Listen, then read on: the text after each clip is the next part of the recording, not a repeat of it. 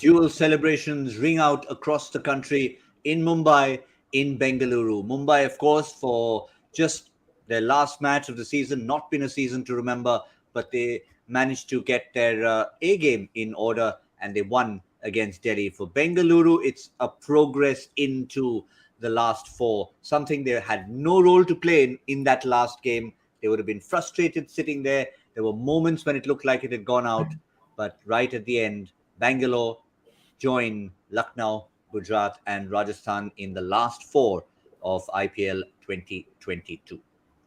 Well, it wasn't the easiest route taken by Mumbai, but they finally got there in the end with a lot of help, you have to say, from the opposition. Let's give you a confirmation of the numbers that match number 69, the penultimate match of the league stage, finished up with. This is what it looks like.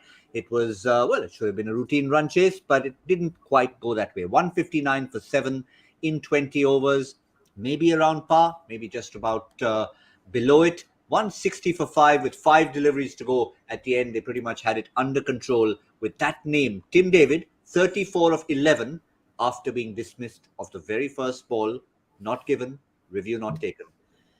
Oh boy, catch your breath. So much to talk about. I'm joined by Lisa and Joy. This is normally the time when, if you really have to pay tribute to a team who have done that, we should have a 5-second silence for Delhi. And we're done. Not even worth the 5 seconds, really. I mean, even if you're a hardcore Delhi supporter, Joy, or a neutral watching that, they just let it slip through the gloves and somewhere there as well with that review. Yeah, absolutely. The gloves. And if you remember, it started even before that. Rishabh Pant, while batting, Ramandip Singh's last ball is a patented wide. He edges it, gives it to the keeper. That's the point in time at which he and Robin Powell are going really well. Okay. So they're 15-20 short from where they could have got. Okay. Then he goes in, drops that catch of Kuldeep Yadav. And then, I can understand dropping a catch is something which is reaction based. It happens to the best of keepers, to the best of fielders. But you've got 2 reviews left. This is the big batsman left.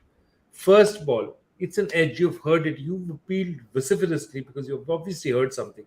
How can you not go up with 2 reviews left with you? I just cannot fathom what he was thinking. Lisa, even if we look back at the entire season for Delhi and their captain as a keeper, as a batsman, today pretty much typifies what Pant's season has been like. Yeah, it has. He's looked good. He's gotten starts. He's played that expressive game majority of the time. And then he's done something so reckless and silly. And I know that's the Pant of maybe 2-3 years ago, but he's now skipper and he's got to see the bigger picture and pick his moments. And again, Joy mentioned the type of shot that he got out on. It was poor shot, such a soft dismissal. And then, things didn't go well. And you could feel for him that it was just a scramble upstairs. And that's when you need someone a little bit more senior to kind of step in. And you saw right at the end, maybe a little bit too late, David Warner almost calling the shots. Yeah, and you could see sort of the senior statesman, as it were, Joy, David Warner, coming in for a huge amount of advice with Rishabh Pant when there were 4 runs left to win. I mean, you're almost thinking, where was he all season? Yeah, look, I think that's the point. They are trying to rally around him. They're trying to, in some way, they're trying to break the fact that it's a collective. They're trying to make it that it was a collective failure from all of us. And the fact of it is that if you look at it in the colder light of day, it was Rishabh have made a series of mistakes which has cost his side many, many chances and hasn't really contributed to the bat. So, if you make a 600-run season that he did in 2018, you can be forgiven for some transgressions as captain. But this hasn't been a stellar season with the bat either. And that's the point, that somewhere they lost that, and if you remember Delhi's season, it's all about winning one, losing one, winning one, losing one, winning one, losing one. They never managed to get any kind of momentum coming in. And it's been 3 years since they've missed a playoff spot. They have been consistent, even if you go back to the very start of the tournament We mentioned in 2009, before the one place, two rule came into being, they were in first place, looked invincible, ousted by the Deccan Chargers. And, well, it's just one of those things, Lisa. They'd have to look back and they'd have to have a few hard chats, which I'm sure they will. Yeah, they will, and they'll kind of do a review, no doubt. The coaching staff, the management team, roughly the team has been building up nicely. It was almost like Ricky Ponting had inherited a very young side. They appointed Shreyas Iyer. They thought, okay, this is our future leader.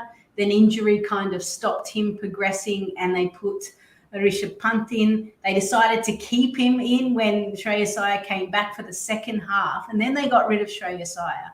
I wonder now if Rishabh Pant is there going, mate, maybe this captaincy thing, this is bigger than what I initially thought. First year was good, everything was going all right, but when you're not winning, or when you're winning and losing, and you know, Delhi have had a terrible season or tournament because of COVID and international players, you know, being stuck in the hotel at numerous times. It has not been easy going for them.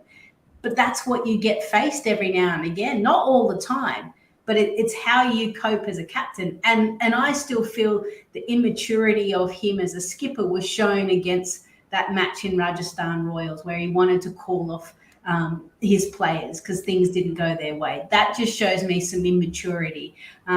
He'll learn from it, no doubt, from this year, but there may be questions. Is he the right person going forward?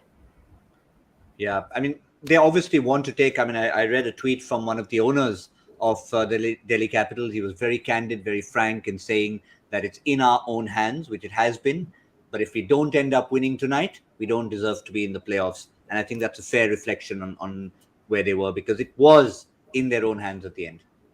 It was their own hands, even at the stage where the first 6 overs, they gave 27 runs. I thought Khalid Ahmed bowled beautifully. Mitch Marsh bowled beautifully. They had something in control.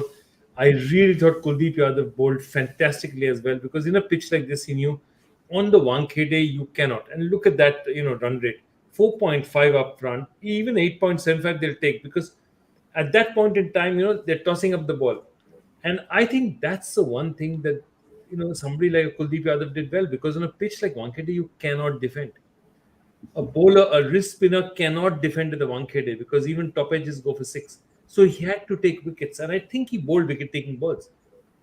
He gets dropped off, a really unfortunate. That catch drop was a huge, huge problem for them.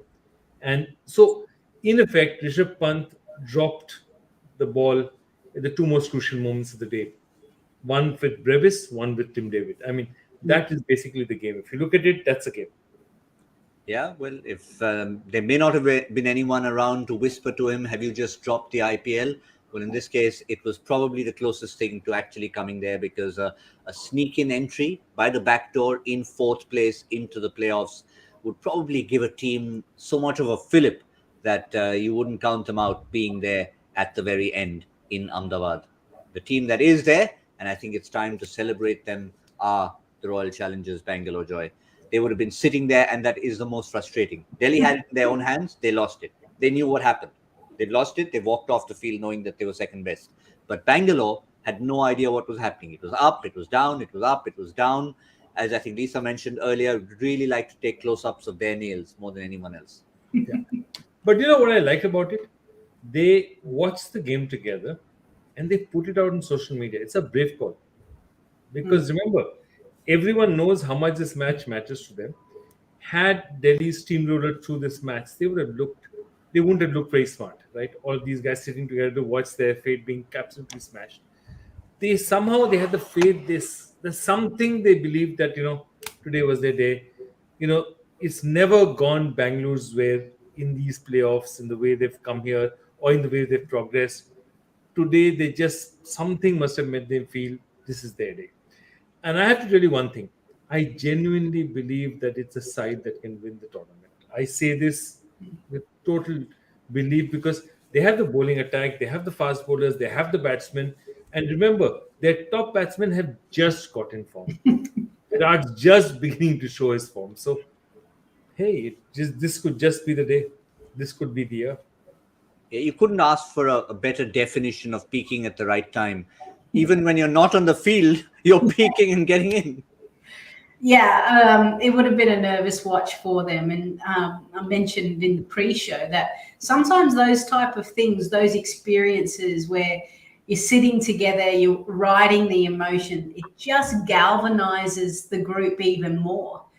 We've only seen once in IPL history a side outside of the top four go on and win the trophy. I think Sunrisers did it in 2016. You get a sneaky suspicion that this year it's going to throw a little curveball. We might see the second side do it for the, go all the way through from either third or fourth position. So watch out for RCB. Yeah, I think it's something we've been echoing for a while right now. Just the manner of their entry, the relief that they would put out onto the park when they go and play that eliminator, third and fourth, the second game in Kolkata. But Joy, if you think back, and there you go, now we've got the final lineup. Gujarat play Rajasthan, winner goes straight to Ahmedabad. The loser waits, or rather, loser also flies to Ahmedabad to wait for the result of Lucknow versus Bangalore. The winner meets the loser of Gujarat Rajasthan, and the winner of that game, which is Q2, goes on to the grand finale. Bangalore finished fourth twice. Both times they played the eliminator, both times they lost the last couple of seasons. This time around, it's a different sort of entry, Joy. And as you said, different type of personnel, different captain. This could just be the year. No, the other one thing that we tend to forget is the fact that normally what was happening is that when we were playing the IPL completely in the Gulf, you were having a series of matches on the same kind of grounds. And here what's happened is you've played your entire playoffs on 3 sets of grounds where lots of matches have been played. And then the next set of matches, the playoffs and the final, are being played on a very fresh pitches. So that's what I'm saying, that I think these things make a difference, because fresh pitches, fast bowlers, they could come into play. Lots of things can happen, and Ahmedabad is a very different pitch. Kolkata is a very, very different pitch. It's a fast bowler's pitch. It's fresh. Nothing has been done on that pitch. A lot of rain has happened in Kolkata, as you know, Gautam, in the last few days. So it's going to be a nice, juicy pitch. Well, it's the most open. Look at it this way, that the top 4 teams have one tournament IPL title between them. Okay? Yeah. And odds of a repeat, so the odds of a new winner at this point in time in the tournament are 75%. So there's a 75% chance that there's a new winner in this tournament. Yep. Only Rajasthan holding on to the hopes of a former title holder. All the multiple titles have fallen by the wayside. And of course, today it was multiple title winner Mumbai who had no chance of getting in there. But you'd have to doff your hats to them, Lisa, because it was a dead rubber for them in that sense. We all talk about the pride, but they really played with passion. They lost their way at times, but they showed as if they were a team who had something at stake in terms of a playoff spot.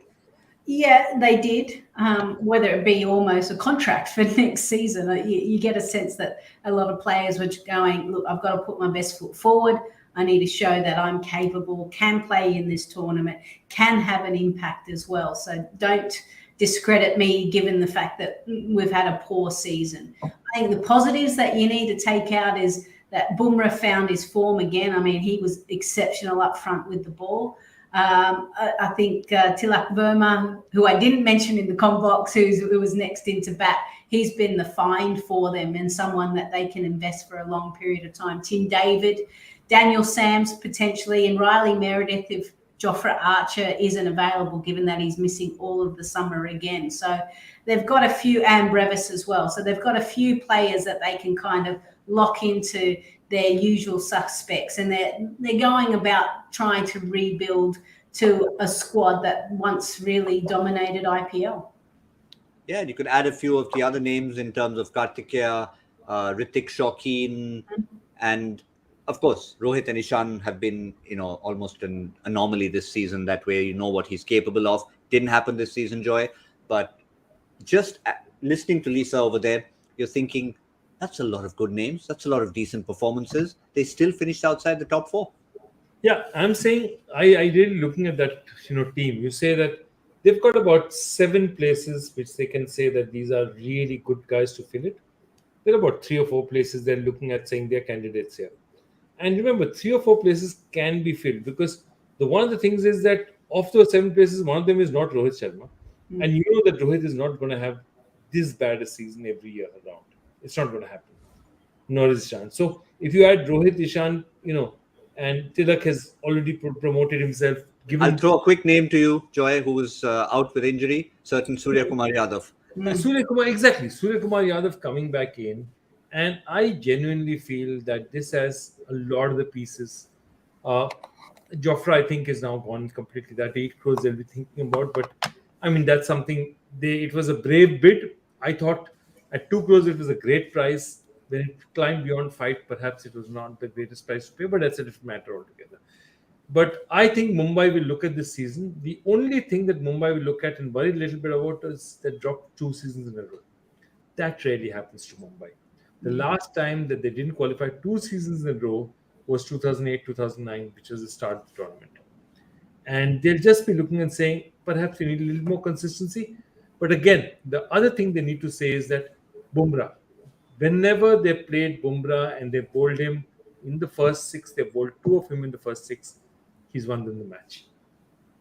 So all the matches in which he's bowled there, 2 in the first 6, he's got the match for them. And that's a big thing. They just need to understand that one of the things that Mumbai was doing was they were defensive bowling. Let's get Ritik out of the way. Let's get bowlers out of the way because they can get smashed later than getting wickets. And I think it doesn't work, especially in grounds like the Wankhede, because the Wankhede is a place where if you don't get wickets, you're not going to be able to restrict them. People will hit you for 15, 20 in the last few overs if you don't. So you have to take the top batsman out. And I think those are some of the issues that Mumbai is going to look at and say, perhaps we got this wrong this time. But they've got a very smart coaching staff. They've got a very smart management. They're not going to make this mistake every year. So I expect Mumbai to come roaring back next year. Yeah. In summary, I think they'd be the first to admit more mistakes made off the field than on it. And that's where they've finished up where they finished up. But certainly they've finished on a high. They've given their fans something to think about. And if ever there was a case for Mumbai and Bengaluru to become twin cities, today was the one. There's going to be a lot of friendship between those two cities. Exactly. They're saying thank you for giving Deepika Padukone to Mumbai. Today is the day Mumbai is paid back that. There you go. Virat Kohli has just confirmed that flight to Kolkata. And of course, without saying it, it's a big thank you to M.I. Paltan and RCB tweets and a little handshake in between. So joint venture, if anything. And I think, Lisa, that really sums it up in a sense, because Kohli, he didn't really need to say it in a sense, but you wouldn't mind a headline that says Rohit helps push Kohli into the semi-finals, would you?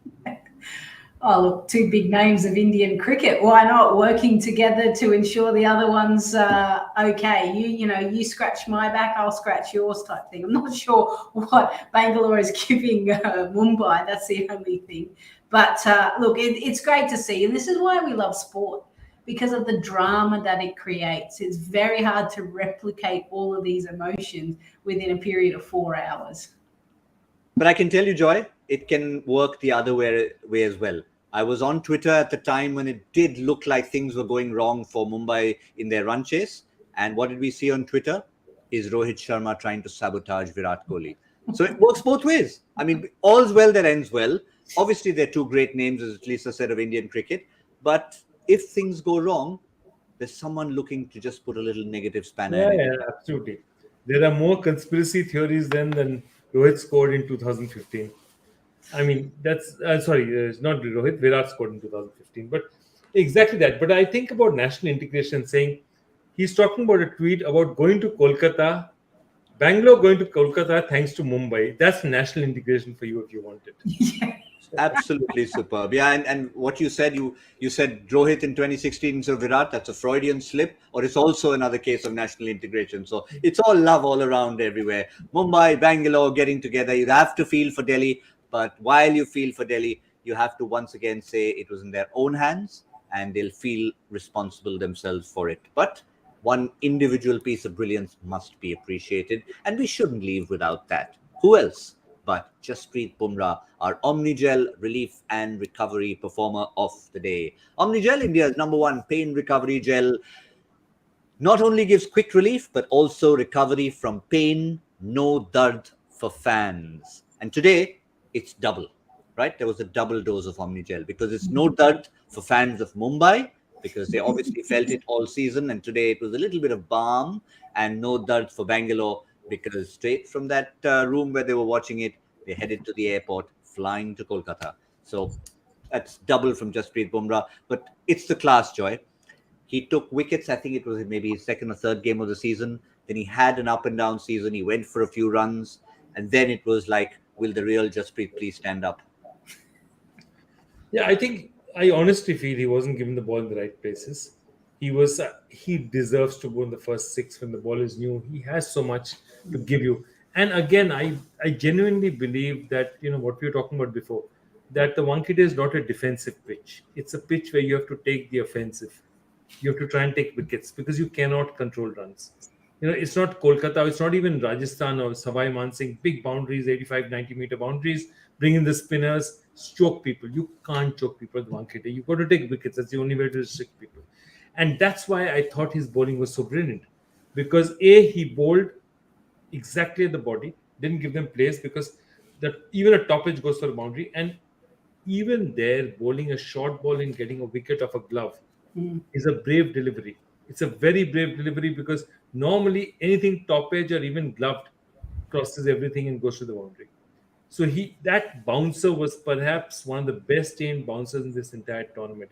Straight to the face, he had nowhere to go, just got the glove on. And I thought that was, somewhere up there, Malcolm Marshall was smiling down and saying, that was a delivery, man. That was superb. And for all his qualities, Lisa, when you think back to Jasprit Bumrah, even when he's having a successful season, maybe picks up 4 wickets. 3 of them are probably Yorkers that have sneaked under the bat. One of them maybe a little jiggly ball outside the off stump that's been edged to first slip. But very rarely would you see something like that. So it was almost an aggressive Jasprit Bumrah saying, that's how I'm finishing the season. Yeah, and finishing in style, really. I mean, to get the ball at that pace, at that height, and that late movement off the seam to really cramp up Prithvi Shaw, who in the end landed on his backside on the ground because it was that good a delivery, just shows you the class of Bumrah. And then you've got, Rovman Powell, who's going big, and he lands his Yorker and just goes, yep, this is what I do. This is where I bowl, and this is why I've picked up over 250 T20 wickets. So a class act, and it's good that we had, a few of the players, the legends of the game, the big names of the game throughout this tournament, where everyone was questioning, and you never forget how classic they are and what a class player they are. Bumrah just reminded everyone, hey guys, I'm still here and I can still perform. And that's why we awarded him our Omnigel Relief and Recovery Performer of the Match. He ensured that there was no dud for Mumbai and Bangalore fans. I know we've been going on about this integration bit, but that's the reality of today's game. It was Mumbai winning it for pride, but Mumbai winning it to push Bangalore in at Delhi's expense. That's how close it's been this season. 69 games it's taken to decide our top 4. But we still have 1 game to go. We still have match number 70 that lies ahead. May not be too much to talk about in terms of actual consequence, but it's still 2 franchises, both of whom we'll have to say at some point in the season were in contention for that top 4 slot. Mumbai, yes, were out for the longest time. Chennai were out for the longest time. But these 2 were being talked about. They were definitely being talked about at the auction, Lisa. We said Mumbai made a few mistakes, but Hyderabad and Punjab didn't do too badly. No, at the auction, Punjab especially, everyone was like, oh, they've bought well, and good aggressive batters, and they started the tournament really well. Then I genuinely thought, when I looked at the schedule and I probably looked at the first 15, 20 games, I thought this last game is going to come down to which of these 2 teams want to sneak into that 4th position. Unfortunately, things just haven't gone their way. Other results didn't go their way either. So unfortunately, they won't be vying for that top 4 positions. But still, as we always say, an important game for a lot of the players. Yeah, I remember a few days ago, I think it was, Joy, when we had the Punjab-Delhi game. It was on the Monday after a long, hectic weekend when had Punjab won that particular game, then yes, the game we're talking about, game number 70, would have been Punjab's stepping stone into the last four. But they still have to get in there. They still have to put out a big performance for the fans, Joy. Not only that, if you look at it really, all three of these teams did decently at the auction. And if you look at it honestly, I'm adding Delhi as well to this list. Their captains let them down. Okay, if you look at Punjab, Mayank really hasn't had that year as a captain, which really gives his team confidence because his team was close enough. Had there been one more batsman in the top four scoring consistently, perhaps they would have been over the hump. And if you look the other way again, and the other team, it's just exactly the same situation. Kane Williamson was missing in action. He's genuinely going to be missing in action the 14th match. But the truth being told, he's been missing in action for the first 13 games as well.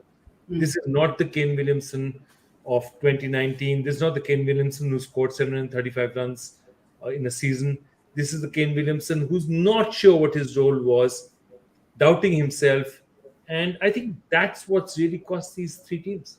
I really believe that their captains have not come to the party. In fact, I mean, what probably might be a thing to look at, and we can probably end up looking at it after the game tomorrow, Lisa, is if we look at all 10 franchises, you really wouldn't necessarily look at them and say the captains were the best performing players of all. Hardik Pandya, KL Rahul have done really well, but there have been others in the team who have stepped up even more. But definitely there's a correlation. The bottom four, definitely the captains have not performed. I believe that this is the first year Rohit Sharma hasn't scored a 50 in IPL. So what does that tell you? He hasn't had a good year. He's looked good at times, but T20 cricket sometimes is a bit of luck. Hasn't gone his way, hasn't crossed the 50 mark. And yeah, there is a correlation with the bottom four teams. Even Chennai, Jadeja, MS Dhoni things didn't quite gel for them. So yeah, the teams that have struggled this year have been missing one key player. And, you know, you tend to look to your skipper. Your skipper not only to work with the group and try and get the best out of each individual, but as an individual stands up in the heat of the battle and is there leading your team from the front, whether it be with the ball or with the bat or in the field. Yeah, but just to look ahead to the game that lies ahead, obviously it's almost the end of the playoff stage. So not the playoff stage, rather the league stage going into the playoffs. Let's have a look at the men in orange. There will be one key difference. One of the captains who really didn't stand up with bat in hand, pure class act, will be missing from the final game, Joy. So we're not sure at the moment if it's Nicholas Puran or Bhuvaneshwar Kumar who'll captain them. But either way, it's not consequential. Is this a case now that everybody who hasn't had a go get on the park? I don't know. I really don't know, because they might be looking at a variety of things and saying that, you know, you want to give the fans a good season. What I'd really like to see is Glenn Phillips play. Glenn Phillips is a straight swap for Ken Williamson. Nothing else changed in the team. Give it your best. You're a good team. This was a contending team. Remember, they lost 2, then they won 5 in a row. They looked really good winning those 5. And then I feel this is one of the most potent bowling attacks in the tournament. Their batting let them down, and Washington Sundar's injury just spoiled that balance enough for them just to topple over the edge. But remember, they and Punjab both are that close. They're not also rans, they were running right till the end. Yeah, fair enough. They've had some exciting moments. Umran Malik, of course, one of the highlights, one of the retained players. Eyebrows were raised early in the tournament, really not retaining Rashid Khan, looking at a couple of left field choices for retention, including the captain himself, who's not necessarily the number one impact player in this format of the game. Yeah, and Abdul Samad as well was another retained player who just didn't fire. They wanted him to go big in the middle, didn't necessarily work. I think they potentially could rest a couple of their bankers, the ones that they know do the job, and almost test a few other players. So, I mean, Natarajan, he had a bit of an injury as well, same time as Sundar. So that's why I felt that their bowling was really heavily disadvantaged. Do you rest Sundar and Natarajan? Because they've had a few niggles along the way. Do you bring someone else in? Does Kartik Tyagi get more of an opportunity? Does Sean Abbott as well for Faruqi. So there is some possibilities they could expose, even Romario Shepherd as well. They could actually find a place for these players just to see how they go. Similar to what we've seen Chennai and Mumbai do. Obviously, they were out a lot earlier within the tournament, so they had time to expose some of these players. But I do think it's a chance for them just to figure out what their squad or who their benchies may be for next year. Yeah, so enough to think about for the men in orange. What about bright red? Punjab, again, a contender, again, a good auction, but still not in the top four with that explosive top order, Joy. We mentioned Delhi's top order on paper. This is probably the only one as a collective that might match them. No, I think as a collective, it's even stronger. It's a really strong batting lineup. I think they've got to solve a few fundamental issues in terms of how their team is gelling. This is a strong team. This is not a weak team. And I think the only thing is that I felt that Raj Bawa was given too little a chance before they whisked him off and they took him away. He's a prospect, and again, he's an all-rounder. And an all-rounder gives them... Harpreet Brar is an all-rounder, but Harpreet Brar has been around for 2-3 seasons, and while he's done competently and given you something in a few matches, he doesn't have upside. And I believe Raj Bawa genuinely has upside in terms of what he can do. You've discovered a good player, Jitesh Sharma. You also know that Shah Rukh Khan has probably not as bad a player as he didn't turn up this year, but he's probably not a bad player as well. He's going to turn up sooner rather than later. So I think there's a lot for Punjab to do. There are whispers about the coaching staff, of course, for next year, and I can quite understand why, because this was one of the places where they thought they've assembled a really strong team and it didn't happen. So I can quite understand why that's happening, but I would like to see Raj Bawa. I would like to see Punjab go out to the bank. Yeah, I mean, if anything, if you read anything into the body language and having been there in the auction room this season, I mean, everybody left reasonably happy, but the only team who were really high-fiving were Punjab.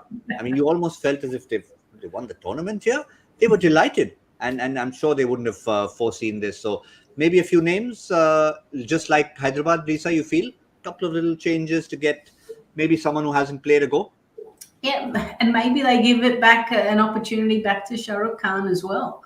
One thing that we do know about the Punjab side is that they play with absolute freedom. They go hard. It's an excitement machine. So I hope that we get an absolute, as we say, rip snorter of a game where, it's 200 and it's nearly chased down, or they chase it down on the last ball. These two teams deserve to kind of go off with an absolute bang. So I think they potentially could just muck around with their bowling and their batting, depending on who they feel are players they want to have one look at on these conditions, in this climate, in this pressure situation of an IPL.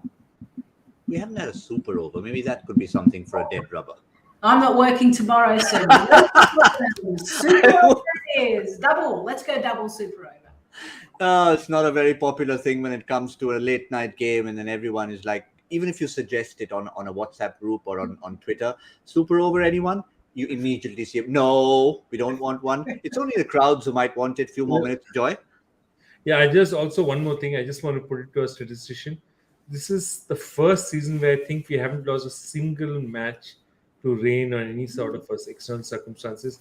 I'm wondering whether it's the first, which is such a long season, without a single rain effect, totally rain effect. And also, would it be super over? I feel like every year there's always been a super Yeah, over. I'm trying to remember. Did we have a one in 2008? 2009 we did. From 2009 onwards, I think we almost did every time. But it'll be interesting to see. So both these things, at least our statisticians will be working much after we've packed up tonight. Good one. Don't put the mockers. Joy, don't put the mockers. When you started saying that, in case you're wondering where I was looking out my window to see how much precipitation is still there in the air, because the teams are all flying into Kolkata. Our own colleague Harsha had a bit of a harrowing time on a chartered flight, over 3 hours in the air, and I could see why. Because at the time you were scheduled to land, which was 6 o'clock, it was lashing down outside. It was bucketing down. You wouldn't have been wanting to be in the air then. So hopefully there are a few nor'westers around, folks. Hopefully it'll stay away on those critical days when 1 plays 2 and 3 plays 4 in Kolkata before heading off to the western shores. Joy, but well before we head off anywhere, it's time for you to reveal the answer to your question. Okay, and here was a question. Single one-day international, two batters scored ODI centuries and featured in the top 10 fastest at the time. Name both. And here's the names. Obviously, one of them was Corey Anderson, the other was Jesse Ryder. First and sixth against the West Indies in January 2015. The interesting thing was the reason they scored it so fast was it was a 50-over match knocked down to 21 overs. Rain affected, so 21 overs, both these guys went for it. And you'd never get those kind of scores by two people in the same match otherwise. So, yeah, that's the reason that it was against the West Indies and they won comprehensively. Yeah, I seem to remember that game, and I'm not sure about other franchises.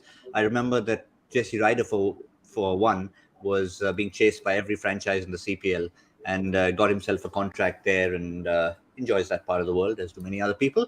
Who's our winner from this particular question? Corey Anderson, Jesse Ryder, Aditya Krishnan at Aditya Krishnan 7. Well done to Aditya for picking that one up.